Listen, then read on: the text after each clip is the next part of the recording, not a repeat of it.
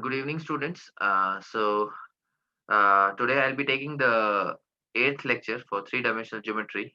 Okay, because I had taken some questions today in the class that were like related to some new concepts in theory. So that's why I had to upload this video. Okay, so we'll be taking some more concepts and more questions related to three-dimensional geometry. Okay, so let's start. First of all, uh, first concept is how to calculate distance. How to calculate distance of a point from a plane.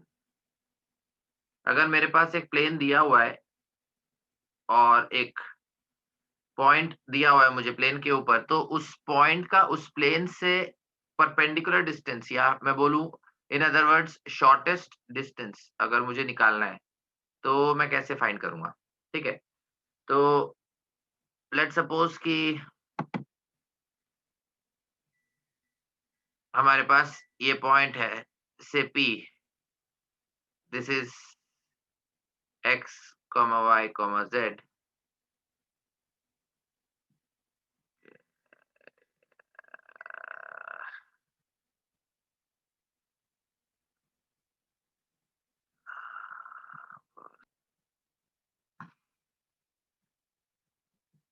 Okay, so हम यहाँ पे बात कर रहे थे कि एक plane अगर आपको दिया हुआ है, say this equation of the plane is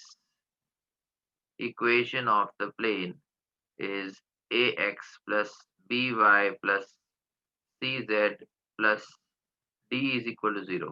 ठीक है, ये इक्वेशन आपको प्लेन का दिया हुआ है और पॉइंट P आपको दिया हुआ है, and what you need to find is you need to find the perpendicular distance of this point from this plane। ठीक है, अगर मैं इस पॉइंट से परपेंडिकुलर ड्रॉप करता हूँ और वो परपेंडिकुलर जो लेंथ है वो प्लेन को क्यू पॉइंट पे कट करता है, तो इसका जो डिस्टेंस है वो क्या होगा? ठीक है, तो इसको सॉल्व करने के लिए हम यहाँ पे आ, कुछ कोऑर्डिनेट्स मान लेते हैं पॉइंट क्यू के। Okay, suppose we take the coordinates of point q as h comma k comma u, right? So from the equation of the plane we know that the coefficients of x y and z, जो भी x y और z के coefficients होते हैं वो actual में plane के जो नॉर्मल है उसके डायरेक्शन रेशियोज बनते हैं। तो यहाँ पे x का कोफिशिएंट a है, y का कोफिशिएंट b है और z का कोफिशिएंट c है। इसका मतलब a b और c जो है वो नॉर्मल के डायरेक्शन रेशियोज होंगे और पी क्यू अपने आप में जो है वो प्लेन के परपेंडिकुलर है। देयरफॉर पी क्यू के जो डायरेक्शन रेशियोज होंगे वो नॉर्मल के डायरेक्शन रेशियो से मैच करने चाहिए, which means they should be proportional to each other. Okay, तो अगर ये पॉइंट मैं मान लेता हूँ से इसको मैं मान लेता हूँ x1 y1 और z1। जो पॉइंट P है हमारे पास उसको मैं मान लेता हूँ x1 y1 z1। Okay, so what I can do is h minus x1 pq का डायरेक्शन रेशियो होगा तो उसका a के साथ रेशियो लेंगे, फिर k माइनस y1 उसका रेशियो b के साथ लेंगे और u माइनस z1 उसका रेशियो हम c के साथ लेंगे। h minus x1 by a is equal to k minus y1 by b is equal to u minus z1 by c। तो इसको हम लैम्डा बोल सकते हैं। ठीक है, so we can write this in terms of lambda, which means h I can write as a lambda plus x1, then k I can write as b lambda plus y1, and then u I can write as c lambda plus z1। ठीक है, इस तरह से मैं लिख सकता हूँ h को a lambda plus x1, k को b lambda plus y1 और u को c lambda plus z1। ठीक है, तो यहाँ पे अब हमारे पास ये आ गए। अब q is a point which is lying on the plane। q जो पॉइंट है वो प्लेन के ऊपर लाई करता है, तो ऑब्वियसली जो पॉइंट q है क्योंकि वो प्लेन के ऊपर लाई करता है तो उसकी इक्वेशन को सेटिस्फाई करेगा। तो यहाँ पे मैं थोड़ा स्पेस क्रिएट कर देता हूँ। Okay, so it will satisfy the equation of the plane, right? तो क्यू प्लेन का इक्वेशन हमें दिया हुआ है ax plus B Y plus C Z plus D equal to 0। तो अगर इसकी इक्वेशन में हम q के कोऑर्डिनेट्स को पुट करेंगे, तो a इंटू x की जगह हम पुट करेंगे a lambda plus x1 plus b into y की जगह हम पुट करेंगे b लैम्डा प्लस y1 और प्लस c इंटू z की जगह हम u पुट करेंगे, u की वैल्यू है c लैम्डा प्लस z1 और plus d is equal to 0। तो यहाँ पे हमारे पास x1, y1, z1 नोन है, a, b, c, d सब नोन है। यहाँ पे मैंने अल्फाबेट्स लिए but actually in the question it will be some known values. तो हम लिख सकते हैं a square plus b square plus c square into lambda. a square का कोफिशिएंट लैम्डा है, यहाँ b स्क्वायर का कोफिशिएंट लैम्डा, c स्क्वायर, तो a square plus b square plus c square lambda. ठीक है, और बाकी के जो टर्म्स हैं आप राइट साइड में ले जाओ, तो माइनस ऑफ ax1 फिर माइनस ऑफ by1, तो माइनस बाहर ले लिया और फिर ब्रैकेट के अंदर cz1 लिख सकते हैं और माइनस d ब्रैकेट के अंदर d आ जाएगा। ठीक है, तो यहाँ से हम बोल सकते हैं कि लैम्डा की वैल्यू हमारे पास आ जाएगी minus ax1 plus by1 plus cz1 plus d divided by a square plus b square plus c square. ठीक है, तो यहाँ से हमारे पास लैम्डा की वैल्यू ये आ जाती है minus of ax1 plus by1 plus cz1 plus d divided by a square plus b square plus c square. ठीक है, तो आई होप सबको समझ में आ रहा है अभी तक, right? I hope you guys are understanding hopefully.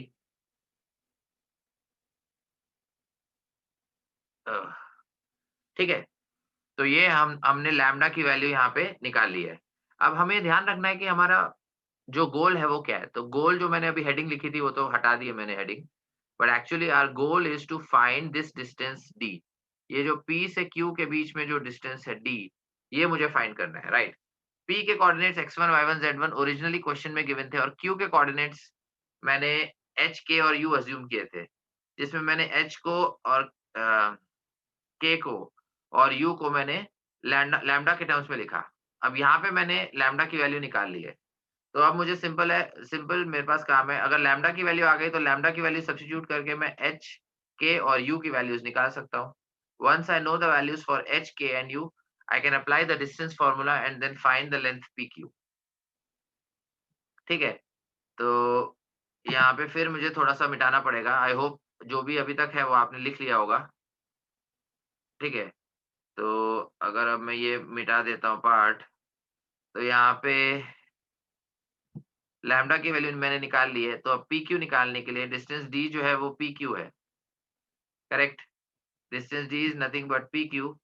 तो अगर डिस्टेंस d मुझे निकालना है, तो अब मैं यहाँ पे डिस्टेंस फ़ॉर्मूला लगाऊँगा।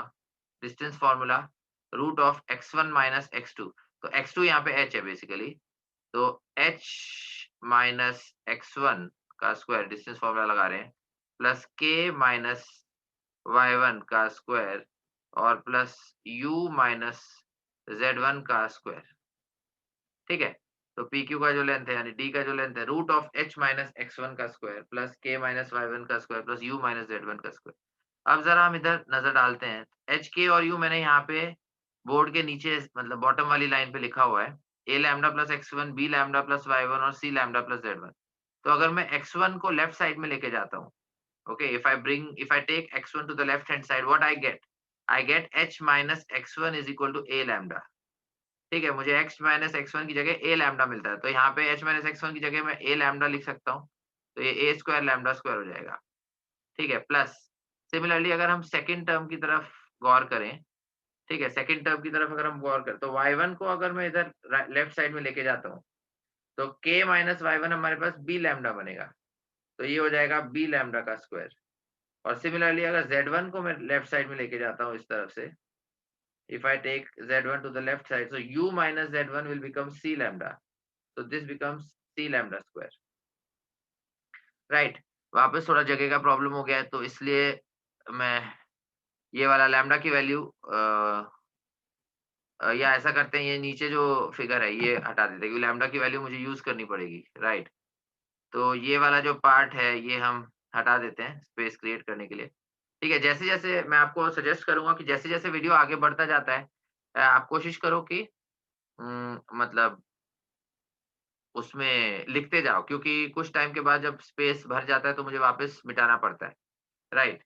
तो इट्स बेटर कि जो भी इम्पोर्टेंट फॉर्मूला है या जो भी नॉर्मली मैं बॉक्स में लिखता हूँ, वो आप लिखते जाओ तो it sort of becomes easy.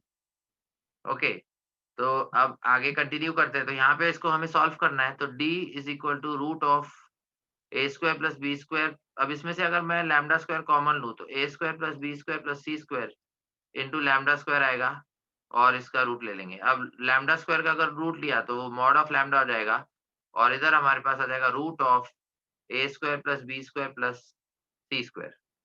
ठीक है? अब लैम्ब्डा की वैल्यू हमने निकाली है तो उसको हम सब्स्टिट्यूट कर सकते हैं। लैम्ब्डा की value we have found out, so we can substitute here. So if we substitute here, we can just remove this part again to create space। ठीक है? तो अगर यहाँ पे हम लैम्ब्डा की वैल्यू सब्स्टिट्यूट करते हैं, क्योंकि मॉड ऑफ लैम्ब्डा बोला है, because lambda can be negative quantity, but D can not be negative. D जो है वो डिस्टेंस है, वो नेगेटिव नहीं हो सकता। तो इसीलिए जो माइनस साइन है उसको हटा दूँगा मैं। तो हमारे पास आ जाएगा ax1 plus by1 plus cz1 plus d और नीचे a square plus B square plus C square आएगा, लेकिन एक रूट वाला टर्म कैंसल हो जाएगा। So you will be left with square root of a square plus b square plus c square in the denominator। Denominator में आपके पास root of A square plus B square plus C square बचेगा। तो ये हमारे पास एक important formula आ जाता है। This comes to be an important formula. ठीक है? तो ये ध्यान रखो। जब भी आपके पास एक प्लेन दिया हुआ है और एक पॉइंट दिया हुआ है, उससे आपको पॉइंट का प्लेन से परपेंडिकुलर डिस्टेंस निकालना है। ठीक है? परपेंडिकुलर डिस्टेंस निकालना है पॉइंट का प्लेन से। तो इसमें आपको यही करना है कि जो पॉइंट है उसको आप प्लेन की इक्वेशन में सब्स्टिट्यूट करोगे। प्लेन की इक्वेशन हमारे पास क्या आती है? ax plus by plus cz plus d is equal to 0। तो हम क्या करेंगे? उस पॉइंट को उस प्लेन की इक्वेशन में सब्स्टिट्यूट करेंगे। सो ax1 plus by1 plus cz1 plus d। Okay? उसके बाद जो है उसका मॉड लेना ज़रूरी है, क्योंकि वी आर नॉट श्योर कि जो वैल्यू है वो पॉजिटिव है या नेगेटिव है। Right? We are not sure about that. तो इसीलिए उसका distance can not be negative. तो इसीलिए हम उसका मॉड लेते हैं and divided by root of a square plus b square plus c square। So this formula basically gives us the distance of a point, distance, perpendicular distance of a point from a plane, right?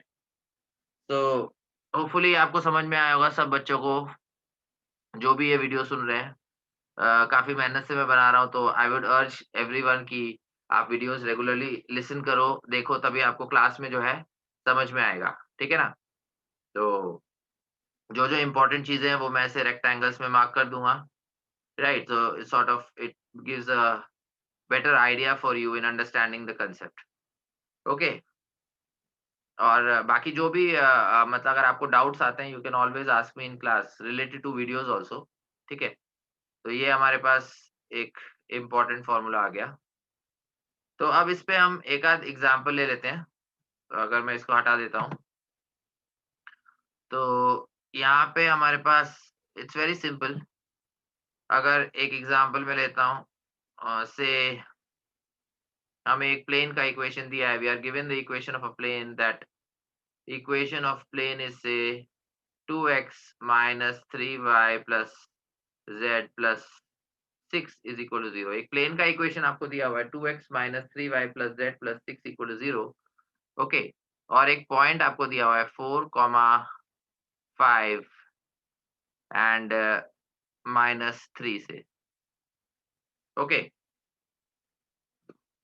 4,5 -3। ठीक है? Simple है। आपसे question में पूछा गया है कि जो उस पॉइंट का उस प्लेन से परपेंडिकुलर डिस्टेंस है, यानी कि अगर मैं उससे परपेंडिकुलर ड्रॉप करता हूँ, तो ये जो परपेंडिकुलर डिस्टेंस PQ आएगा, ये आपसे पूछा गया है। तो इट्स वेरी सिंपल। आप क्या करोगे? ये जो पॉइंट आपको दिखाई दे रहा है, सिंपल है, इस पॉइंट को पहले प्लेन की इक्वेशन में सब्स्टिट्यूट कर दो। Just substitute the coordinates of this point in the equation of the plane और मॉड लगा दो, बिकॉज़ हमें नहीं पता कि जो क्वांटिटी है वो पॉजिटिव आने वाली है नेगेटिव। राइट? तो हम इसको मॉड लगा देंगे, तो 2 into 4 आएगा, फिर -3, y कोऑर्डिनेट क्या है 5 और प्लस z की जगह -3 पुट करेंगे तो -3 प्लस 6 का मॉड और divided by root of a square plus b square plus c square. अब ध्यान रहे a, b और c क्या है? तो a, b और c x, y और z के कोएफिशिएंट्स बनते हैं प्लेन की इक्वेशन में, ध्यान रहे। तो इधर ए की वैल्यू आएगी 2, बी की वैल्यू आएगी -3 और सी की वैल्यू आएगी 1। करेक्ट? With proper sign. यहाँ पे बी को 3 नहीं लेंगे, -3 लेंगे क्योंकि वो नेगेटिव है।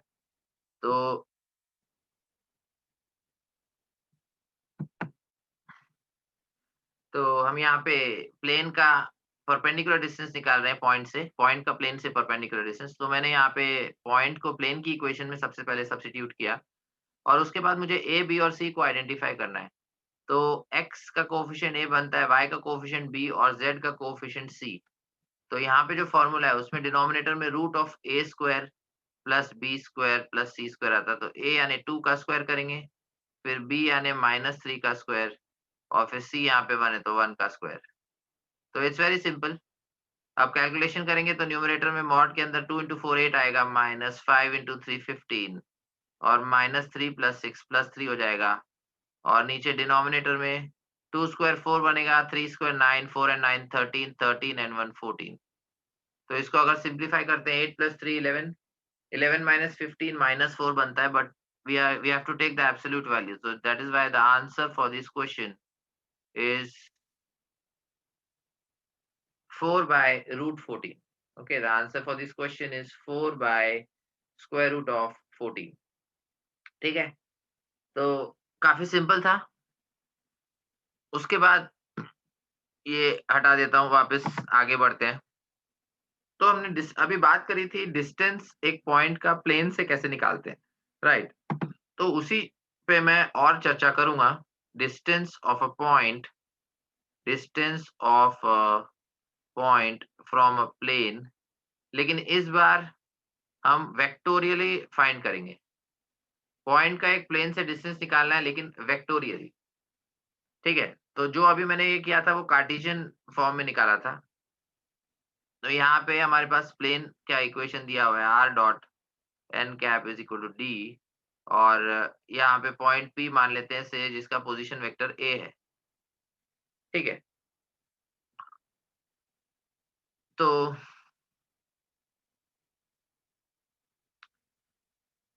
अब एन कैप जो है वो आपके पास यहाँ पे ये जो है ये एक यूनिट वेक्टर है और मैंने बताया वेक्टर फॉर्म में प्लेन के कि अगर r dot N cap is equal to D इस तरह का वेक्टर फॉर्म दिया होता है तो ये जो यूनिट वेक्टर होता है ये परपेंडिकुलर टू द प्लेन होता है। This is the unit vector which is perpendicular to the plane, ठीक है?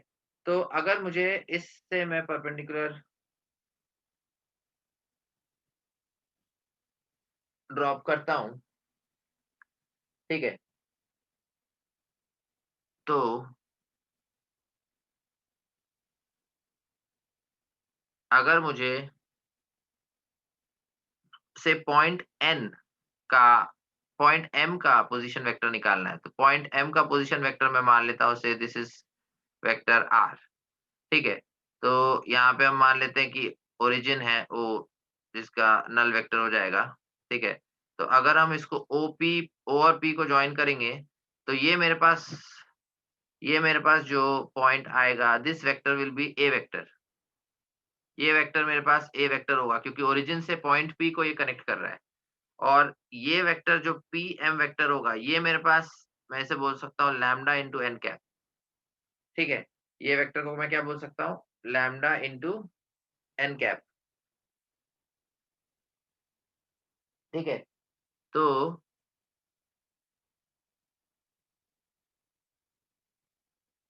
अगर मैं m का पोजीशन वेक्टर लिखता हूँ यहाँ से तो इसको मुझे जॉइन करना पड़ेगा। अगर मैं m का पोजीशन वेक्टर लिखता हूँ तो ये वेक्टर मेरे पास r वेक्टर बनेगा क्योंकि ओरिजिन से ये इसको कनेक्ट कर रहा है, ठीक है? तो अब इसके मैं इसमें सब्स्टिट्यूट कर सकते हैं। r वेक्टर मेरे पास क्या आ गया यहाँ से? r वेक्टर क्या आ गया? ट्रायंगल ऑफ वेक्टर एडिशन की अगर बात करें तो a वेक्टर को इसमें ऐड करेंगे तो r वेक्टर हो जाएगा a vector plus lambda into N cap. तो अगर इसको मैं इधर इसमें सब्स्टिट्यूट कर दूं तो a vector plus lambda into N cap dot N cap is equal to D, ठीक है? तो यहाँ से हम लैम्डा की वैल्यू निकाल सकते हैं। एक a vector dot N cap plus lambda into इसको एन कैप की जगह एन वेक्टर ही मान लो, ठीक है? ये लैम्डा इंटू एन वेक्टर है, ये भी लैम्डा ये एन वेक्टर है। और लैम्डा यहाँ पे n vector dot n vector आ जाएगा, क्योंकि इसको एक बार हम क्या करेंगे, a और n वेक्टर का डॉट प्रोडक्ट लेंगे और यहाँ पे इन दोनों का डॉट प्रोडक्ट लेंगे, तो ये हमारे पास इज इक्वल टू d आ जाएगा। तो इससे अगर हम सब्स्टिट्यूट करते हैं तो लैम्डा की वैल्यू आ जाती है हमारे पास d minus a vector dot n vector and divided bye, इससे डिवाइड करेंगे और n डॉट n क्या होगा, मैग्नीट्यूड ऑफ वेक्टर n का स्क्वायर। जब भी किसी वेक्टर से उसके खुद का ही डॉट प्रोडक्ट लेते हैं तो उसके मैग्नीट्यूड का स्क्वायर आता है, राइट। तो लैम्डा की वैल्यू यहाँ पे हमारे पास आ जाती है, सॉरी फॉर डिस्टर्बेंस। तो यहाँ पे हम वेक्टोरियल प्लेन का इक्वेशन, ये सॉरी, लैम्डा की वैल्यू निकालने की कोशिश कर रहे हैं, ठीक है। तो फाइनली मैं यहाँ पे लैम्डा का जो रिजल्ट है वो मेरे पास ये आ जाता है, d minus a dot n divided by magnitude of n का स्क्वायर, ठीक है। d minus a dot n divided by magnitude of n का स्क्वायर। तो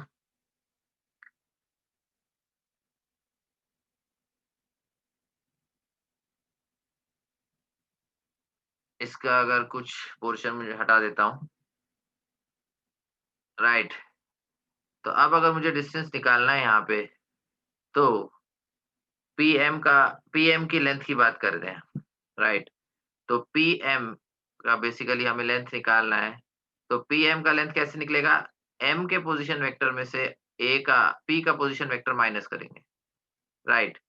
क्योंकि जब भी किसी वेक्टर का लेंथ हम निकालते हैं तो जो टर्मिनल पॉइंट है यानी एंड पॉइंट जो है उसके पोजीशन वेक्टर में से इनिशियल पॉइंट का माइनस करते हैं। तो टर्मिनल पॉइंट एम है जिसका आर वेक्टर है, ठीक है। आर वेक्टर को a plus lambda into n vector लिख सकते हैं, a plus lambda into n vector और माइनस ए वेक्टर करेंगे, क्योंकि यहाँ पे माइनस ए वेक्टर है, a vector minus A vector cross हो गया, तो हमारे पास आ जाएगा लैम्डा इंटू एन वेक्टर, तो मतलब mod of lambda into mod of vector N, ठीक है। Mod of lambda into mod of vector N, तो मॉड ऑफ लैम्डा की अगर बात करें तो ये मेरे पास आ जाएगा D minus A vector dot N vector, d minus a vector dot n vector divided by magnitude of n का स्क्वायर,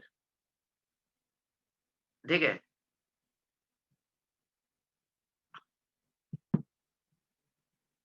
तो यहाँ पे मैंने r वेक्टर को a vector plus lambda into n vector वहां से सब्स्टिट्यूट किया, माइनस a वेक्टर किया तो a वेक्टर कैंसिल हो गया और मेरे पास लैम्डा इंटू n वेक्टर आया। अब मुझे pm जो है उस वेक्टर का लेंथ निकालना है बेसिकली। तो pm का अगर मुझे लेंथ निकालना है तो लैम्डा इंटू n वेक्टर का हम लेंथ निकालेंगे, मतलब mod of lambda into mod of n, ठीक है। तो लैम्डा की वैल्यू यहाँ पे अगर हम नीचे देखें तो d minus A dot N upon mod of N square है, तो उसको मैंने सब्स्टिट्यूट किया, तो d minus A dot N upon mod of N square और फिर यहाँ पे हमारे पास है मॉड ऑफ एन वेक्टर। तो mod of N vector cancel हो जाएगा और एक फैक्टर यहाँ पे कैंसिल हो जाएगा। तो इन दी एंड हमारे पास अगर मैं बात करूँ तो pm का जो वैल्यू है वो ये आ जाता है, pm is equal to d minus A vector dot N vector, उसका मॉड लिया और divided by mod of vector N. ये हमारे पास फाइनल आंसर आ जाता है, pm is equal to d minus d तो हमें क्वेश्चन में गिवन था, sir d some constant minus a dot n, इसका मैंने मॉड लिया divided by mod of n, क्योंकि यहाँ पे जब हम कैंसिल करते हैं तो एक मॉड ऑफ n कैंसिल हो जाता है, तो we are left with mod of n in the denominator. Okay, तो ये वो फॉर्मूला है अगर हमें वेक्टोरियली डिस्टेंस निकालना है।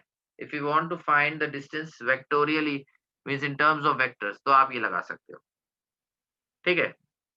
तो ये भी मैं एक बार एक्सप्लेन करना चाहता था। तो ये डिस्टेंस के मैंने आपको दो फॉर्मूले बता दिए, एक मैंने कार्टेशियन फॉर्म बताया जो मैंने फर्स्ट बताया था और ये मैंने वेक्टोरियल वाला फॉर्म बताया, राइट। तो अब इसको हम हटा देते हैं और नए कंसेप्ट पर आते हैं। नया कंसेप्ट है हमारे पास डिस्टेंस बिटवीन टू प्लेन्स, जो मैंने आज उस पे क्वेश्चन भी एक दो शायद लिए थे, ठीक है। वो कभी-कभी हो जाता है, मैंने बताया था जैसे कि अगर थियरी नहीं हुई होती है बट क्वेश्चन आगे के खत्म हो जाते हैं या नहीं मिलते तो फिर मैं आगे के ले लेता हूँ, ठीक है। तो distance between two planes, parallel planes obviously, यहाँ पे पैरेलल वर्ड इम्पोर्टेंट है बिकॉज़ अगर इंटरसेक्टिंग प्लेन्स होंगे तो फिर उसका मतलब नहीं है। ऑब्वियसली पैरेलल प्लेन्स के बीच में डिस्टेंस निकालने को बोला जाएगा। इंटरसेक्टिंग प्लेन्स तो कट करेंगे तो उनका बीच में डिस्टेंस 0 हो जाएगा। ठीक है? तो पैरेलल प्लेन्स की बात हो रही है, मतलब अगर इसका कुछ पिक्चर बनाया जाए, डायग्राम बनाया जाए तो कुछ इस तरह से होगा, राइट? एक ब्रेड के सैंडविच की तरह, जैसे 2 उसके वो रहते हैं। एक एक स्लाइस इधर है और एक स्लाइस इधर है, इस तरह से। ठीक है? या एक ब्रिक की तरह आप उसको अज़्यूम कर सकते हो, बीच में कुछ नहीं है, खाली है। एक अबव लेयर है, एक नीचे लेयर है। दोनों एक द पैरेलल है, तो इंटरसेक्ट नहीं करेंगे, ठीक है? और उनके बीच में अगर डिस्टेंस है d, तो this distance is what we are interested in. इस डिस्टेंस में हम इंटरेस्टेड हैं। तो अगर मैं पहले प्लेन की बात करूँ, तो पहले प्लेन की अगर मुझे इक्वेशन लिखनी है, तो ये होगा ax plus by plus cz plus d1 is equal to 0। और अगर मैं दूसरी प्लेन की बात करूँ, तो उसकी इक्वेशन अगर लिखेंगे तो ax plus by plus cz plus d2 is equal to 0। ठीक है? अब यहाँ पे गौर देने वाली बात ये है कि दोनों ही प्लेन्स में x, y और z के कोएफ़िशिएंट्स सेम मैंने लिए हैं। So that is quite obvious because जो ये दोनों पैरेलल प्लेन्स हैं, तो जो नॉर्मल, अगर यहाँ पे मैं नॉर्मल बनाऊँ, तो जो नॉर्मल मेरा पहले प्लेन के लिए होगा, same normal will act for the second plane also. जो उसके नीचे वाला प्लेन है, उसके लिए सेम नॉर्मल एक्ट करेगा, right? Because these 2 are parallel planes. तो अगर सेम नॉर्मल एक्ट करेगा, तो अगर सपोज़ पहले जो पहला ऊपर वाला प्लेन है, उसके direction ratios a, b, c हैं, तो same normal is the normal for the second plane. तो इसके भी डायरेक्शन रेशियोज़ हमारे पास ए, बी, सी आएँगे, ठीक है? तो अब सिंपल है, हम ऐसा करते हैं कि हम एक पॉइंट मान लेते हैं, ठीक है? We take a point on say the first plane. एक ऊपर हमने एक पॉइंट मान लिया, से दिस इज़ Q, जिसके कोऑर्डिनेट्स हमारे पास है x1, y1 और z1। हमने ये पॉइंट मान लिया, ठीक है? तो अगर मैं इस पॉइंट Q का परपेंडिकुलर डिस्टेंस सेकंड प्लेन से निकालूँ, and suppose this point is R। Q का अगर मैं सेकंड प्लेन से परपेंडिकुलर डिस्टेंस निकालूँ, तो वही हमारे पास डिस्टेंस बिटवीन द प्लेन्स आएगा, ठीक है? तो QR बेसिकली हमें निकालना है, which is nothing but D। D मैंने यहाँ पे, जो यहाँ पे मैंने D बोला है वही है ये। तो इसमें हम perpendicular distance of a point of a from a plane वाला फॉर्मूला लगा सकते हैं। तो जो मैंने अभी टॉप, मतलब जो मैं वीडियो अभी बना रहा हूँ, इसके स्टार्टिंग में जो मैंने कांसेप्ट लिया था, distance between two, distance of a point from a plane, वो मैं यहाँ पे अप्लाई करूँगा। ये पॉइंट मैं x1, y1, z1 का अगर डिस्टेंस इस प्लेन से लेना चाहता हूँ, which is the plane P2, तो मैं क्या करता हूँ, इस पॉइंट को इस प्लेन की इक्वेशन में सब्स्टिट्यूट करता हूँ। तो अगर इस पॉइंट को इस प्लेन की इक्वेशन में हम सब्स्टिट्यूट करेंगे, तो ax1 आएगा, फिर by1 आएगा, cz1 आएगा, प्लस d2 आएगा, और divided by x y z के जो कोएफिशिएंट्स हैं उनका स्क्वायर करेंगे, तो root of A square plus B square plus C square आएगा, राइट? अब अब आप बोलोगे कि सर हमारे पास x1 y1 z1 तो गिवन है नहीं, ये आपने अज्यूम किया है, तो how can we like give the answer in terms of that? तो दैट इज अ वेरी, मतलब प्रॉपर डाउट, बिल्कुल लॉजिकल डाउट है ये, कि जब x1 y1 z1 हमें क्वेश्चन में दिया ही नहीं है, तो हम उसको आंसर के टर्म्स में कैसे लिख सकते हैं? ठीक है, तो उसका जवाब ये है कि हम x1 y1 z1 को हमने अज़्यूम तो किया है, बट हम उसको किस दूसरे, ये जो गिवन कांस्टेंट्स है उसके टर्म्स में हम एक्सप्रेस कर देंगे। अब देखो, क्योंकि जो Q पॉइंट है वो फर्स्ट प्लेन पे लाई कर रहा है, तो ये इसकी इक्वेशन को सैटिस्फाई करेगा, मतलब P1 में हम इसको पुट कर सकते हैं। तो हमें क्या मिलेगा, ax1 मिलेगा, by1 मिलेगा, cz1 मिलेगा, d1 मिलेगा और 0 मिलेगा, right? Because since this point is lying on the first plane, जो P1 मैंने बोला है उस पे लाई कर रहा है, तो इसकी इक्वेशन को सैटिस्फाई करेगा। तो यहाँ पे अगर मैं D को राइट हैंड साइड में ले जाऊँ, ax1 plus by1 plus cz1 को मैं माइनस d1 लिख सकता हूँ, राइट? अगर मैं यहाँ पे कांस्टेंट टर्म को राइट साइड में ले जाऊँ, तो ax1 plus by1 plus cz1 को मैं माइनस d1 लिख सकता हूँ। अब d1 तो हमारे पास गिवन है, जो प्लेन में उसमें कांस्टेंट है, तो उसको हम यूज़ कर सकते हैं, राइट? तो ये जो फर्स्ट 3 टर्म्स लिखे हैं आपके पास, उसकी जगह अगर मैं माइनस d1 लिखता हूँ, तो हमारे पास डिनोमिनेटर बनता है d2 माइनस d1, और डिनोमिनेटर में हमारे पास आता है root of A square plus B square plus C square.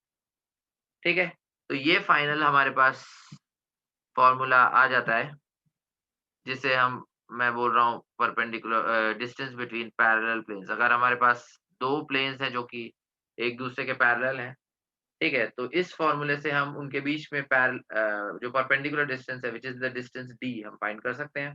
दोनों के कांस्टेंट्स हम सबट्रैक्ट करेंगे, भले डी1 माइनस डी2 करो, डी2 माइनस डी1 करो, तो डजंट मैटर बिकॉज़ हम मॉड ही ले रहे हैं, right? And divided by root of A square plus B square plus C square.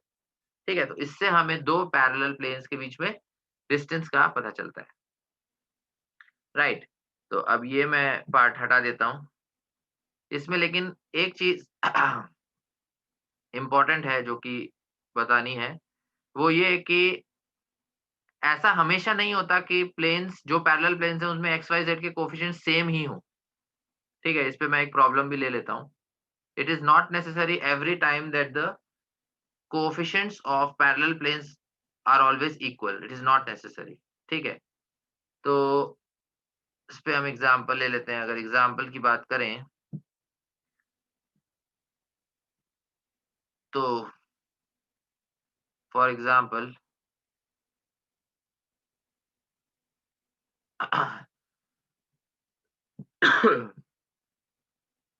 जैसे अगर हमें एक प्लेन का इक्वेशन दिया है 2x plus 3y plus 4z plus 6 equal to 0, ये एक इक्वेशन है, एक प्लेन है सपोज प्लेन 1, और दूसरा प्लेन हमें दिया हुआ है P2, 2x plus 3y plus 4z and plus 7 equal to 0। ठीक है, अब यहाँ पे तो मैं कॉमन मतलब सेम कोएफिशिएंट्स वाला ले रहा हूँ कि पहले प्लेन में जो एक्स वाई जेड के कोएफिशिएंट्स है सेम, वही कोएफिशिएंट्स दूसरे प्लेन में भी है एक्स वाई जेड के।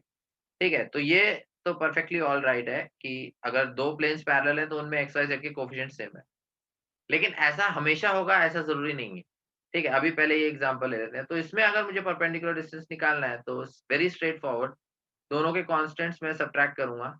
ठीक है, उससे फ़र्क नहीं पड़ता छोटा छोटा पहले लिखो या बड़ा, because we are taking mod anyways, और डिवाइडेड बाय रूट ऑफ 2 का स्क्वायर करेंगे, फिर 3 का स्क्वायर करेंगे और फिर 4 का स्क्वायर करेंगे। तो ऊपर हमारे पास 1 आएगा, नीचे 4, 4 और 9 13, and 13 and 16 is 29. So this makes us we get the distance as 1 upon square root of 29. ठीक है, तो यहाँ हमारे पास ये डिस्टेंस जो पैरेलल प्लेन्स के बीच में है, ये 1 अपॉन रूट ऑफ 29 मिल जाता है। ठीक है, but this was a I can say a simple example. ये एक सिंपल एग्जांपल था क्योंकि इसमें हमें कुछ ज़्यादा मतलब मेहनत नहीं करनी पड़ी। सीधे हमें प्लेन का इक्वेशन दिया हुआ था, हमने सीधे कांस्टेंट्स को सब्ट्रैक्ट कर दिया। लेकिन एक और जो मैं बात बोल रहा था कि पैरेलल प्लेन्स के केस में एक और चीज़ हो सकती है, एग्ज़ाम्पल 2। एग्ज़ाम्पल 2, तो उसमें ये है कि जो प्लेन 1 है, सपोज़ वो x plus y plus z minus 6 equal to 0 है। तो प्लेन 2 में ऐसा हो सकता है कि x, y, z के कोएफ़िशिएंट्स अलग हों। लेकिन हमेशा इस तरह से रहेगा कि जो उनका रेशियो है वो कांस्टेंट रहेगा। मतलब अगर मैं x के कोएफ़िशिएंट्स का रेशियो ले लूँ तो यहाँ पे 1/2 आ रहा है। फिर अगर मैं y के कोएफ़िशिएंट का रेशियो लूँ तो वो भी 1/2 आ रहा है, और अगर मैं z के कोएफ़िशिएंट्स का रेशियो लूँ तो वो भी 1/2 आ रहा है। ठीक है? तो अगर ऐसा भी होता है, whenever the coefficients of x in both the planes, coefficients of y in both the planes, coefficients of z in both the planes are same, then also the planes are parallel. ठीक है, ये एक important बात है। जब अगर हम ratio लेते हैं x के कोएफिशिएंट्स का, जैसे यहाँ पे 1 है, यहाँ पे 2 है, तो 1/2, फिर यहाँ पे y का कोएफिशिएंट 1 है, यहाँ पे 2 है, तो 1/2, और यहाँ पे 1 है, यहाँ पे 2, तो 1/2। इसमें हर जगह रेशियो सेम आ रहा है। तो अगर रेशियो सेम आ रहा है तो भी प्लेन्स पैरेलल होते हैं। तो ये भी पैरेलल प्लेन्स वाला ही केस है। This is also a case of parallel planes. ठीक है? लेकिन अब इसमें हमारा एक स्टेप और बढ़ जाता है कि अब हमें क्या करना है, पहले इनके कोएफ़िशिएंट्स को हमें सेम बनाना पड़ेगा। ठीक है? तो इसलिए हम क्या करते हैं, जो पहला इक्वेशन है प्लेन 1, उसमें हम 2 से मल्टीप्लाई कर देते हैं। तो अगर मैं फर्स्ट इक्वेशन में 2 से मल्टीप्लाई करता हूँ तो मेरे पास ये आ जाती है 2x, plus 2y plus 2z minus 12 is equal to 0। Second जो प्लेन है उसमें 2x plus 2y plus 2z minus 1 equal to 0। तो मल्टीप्लाई करने के बाद जब मैंने x, y और z के कोएफिशिएंट्स को सेम बना दिया, इधर x x से मैच कर रहे हैं, इधर y y का कोएफिशिएंट मैच कर रहा है और इधर z z का कोएफिशिएंट मैच कर रहा है। तो now it makes an easy task. अब हमारे पास ये वो पहला वाला जो एग्जांपल 1 था, उसकी तरह हम इसको सॉल्व कर सकते हैं। Okay, now do this as in example 1। जैसे मैंने आपको एग्जांपल 1 में बताया, एग्ज़ैक्टली आपको वैसे ही सॉल्व करना है। ठीक है? करके मैं बता देता हूँ बट इट्स वेरी सिंपल। ठीक है? तो डी हमें निकालना है, तो दोनों कांस्टेंट्स को मैं सब्ट्रैक्ट करूँगा। -12 माइनस -1 यानी +1 हो जाएगा। उसका मॉड लेंगे और divided by root of a square plus b square plus c square. हर कांस्टेंट 2 2 2 है, तो 2 का स्क्वायर 4 प्लस 4 प्लस 4। तो ऊपर -11 आता है, तो -11 यानी -11 का मॉड लिया तो 11 बन जाएगा और नीचे रूट ऑफ 12 आ जाएगा। और रूट ऑफ 12 को फिर हम सिम्प्लीफाई करके लिख सकते हैं 11 upon square root 2 2 times square root of 3। ठीक है? तो ये हमारा फाइनल आंसर आ जाता है distance between two parallel planes. ठीक है? तो इसमें बस एक ही चीज़ स्टेप ज़्यादा था कि एक्स, वाई, ज़ेड के कोएफिशिएंट्स हमें दोनों प्लेन्स में अलग-अलग दिए हुए थे, लेकिन उनका रेशियो सेम था। तो पहले मैंने दोनों प्लेन्स के कोएफिशिएंट्स को सेम बनाया और उसके बाद फिर मैंने पैरेलल प्लेन्स का जो बीच में डिस्टेंस निकालते हैं, वो वाला फ़ॉर्मूला लगाया। ठीक है? तो आई होप आपको समझ में आया होगा। अ, इन केस किसी को कोई डाउट है, कुछ चीज़ नहीं समझ में आए तो लाइक हम कल शाम को मिलेंगे वापस ज़ूम लेक्चर के टाइम पे, तो आप उससे मेरे मतलब जो भी क्वेरीज़ हैं आपकी वो क्लियर कर सकते हो। Okay? So thanks for watching the video.